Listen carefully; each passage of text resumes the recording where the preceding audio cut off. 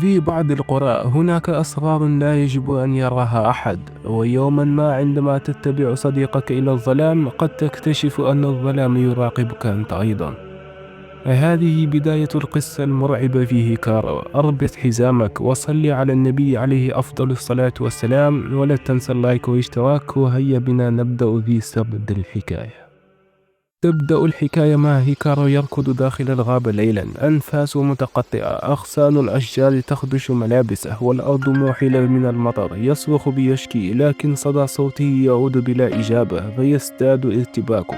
يسقط على ركبتيه، يلهث، يمد يده للأمام كأن الظلام سيلتهمه بأي لحظة. مع شروق الشمس نرى هدوء القرية، العصافير تزقزق والضباب يتلاشى ببطء. يظهر يشكي ويقول لهيكارو: عليك تحسين لفظك. ليجاوبه بصحيح. أكمل يشكي كلامه: هل تعلم أننا فقدناك بالجبل لمدة أسبوع كامل وأنت لا تتذكر ذلك؟ إلى متى ستستمر في ملاحقتي بالأسئلة؟ رد عليه: أنت لا تدرك مدى قلقنا عليك. عم الصمت في الأرجاء قليلا. تابع يشكي كلامه: هل يمكنني طرح عليك سؤال؟ هناك ما يشغل بالي منذ فترة. هيكارو يبدو شاحبا، عيناه تلمعان بنظرة غامضة. يسأله يشكي مترددا: أنت لست هيكارو، أليس كذلك؟ لحظة صمت ثقيلة.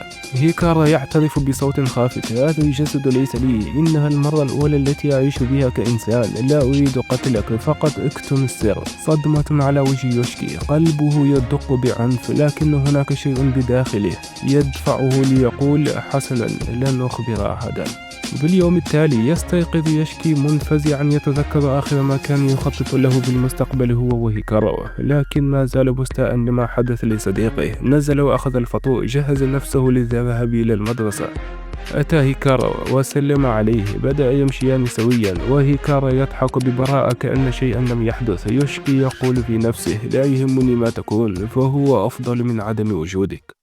أثناء الحصص الطلاب يستعدون لعرض الموسيقى. هيكارو يبدو مأخوذا بتفاصيل صغيرة. في مكان آخر رجل غامض يقتحم شقة شخص ويقلبها رأسا على عقب بحثا عن شيء مجهول، قبل أن يتصل بفتاة ويقول: لم أجد ما أبحث عنه. نعود للصديقين في صالة السينما. الفيلم يبدأ. يوشيكي يضحك بسبب الفيلم المقيت، لكن هيكارو ينظر للشاشة بعين دامعة. يوشيكي يهمس: لقد شاهدنا هذا الفيلم ل5 مرات.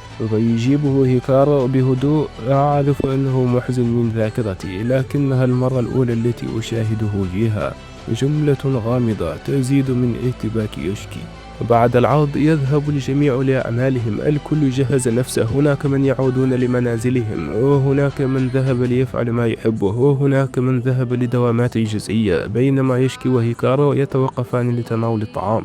هيكارو ينبهر بمذاق الأرز والصلصة، كأنه يكتشف العالم لأول مرة، فهو يستطيع استرجاع الذكريات فقط وليس التجارب بذاتها. فهو أصلا لا يعرف ماذا يقول، ولكنه يؤكد على أنه وحش شرس. فبمجرد اقترابه من القطة شعرت بهالة مشؤومة وفرت هاربة، وعندما مر خلف السيدة شعرت بالقشعريرة وكأن وحشا مر بجانبها. مع غروب الشمس يسير الصديقان في طريق العودة. الأجواء هادئة، لكن عقولهم تعصف. يوشيكي يحدث نفسه: أنا خائف ومرتاح بالوقت نفسه، هل هذا جنون؟ يقطع هيكارو أفكاره بسؤال عن مانجا مشهورة، كأنه يحاول تبديد التوتر. فجأة تظهر أمامه مع عجوز تصرخ بكلمات غير مترابطة. تهتز يدها وهي تشير باتجاه الغابة. يوشيكي يتجمد في مكانه، بينما هيكارو ينظر إليها ببرود غريب. يمشيان مبتعدين ببطء، ثم يوشيكي ينطق بما كان يخشاه: هيكارو، أنت ميت، أليس كذلك؟ ينتهد هيكارو ويقول: جسده دافئ، قلبه ينبض، لكنه ميت بالفعل. وجدته يحتضر، وعندها أصبحت كما أنا الآن. كلمات هيكارو تتردد في عقل يوشيكي. يحاول أن يستجمع شجاعته ويهمس: أسدي لي معروفا، لا تتركني مجددا. ينظر له هيكارو بابتسامة مبهمة، وكأن هناك شيئا أعمق لم يكتشف بعد. في مكان آخر من القرية نرى العجوز نفسها تحاول الاختباء من طيف مجهول. قلبها يخفق بجنون، أنفاسها تتسارع، تلتفت للخلف ليظهر وجه مظلم. تصرخ، لكن الصرخة تنقطع فجأة والجسد يسقط بلا حراك. الشرطة تصل لاحقا، لكن أمامهم جثة هامدة وأدلة غامضة.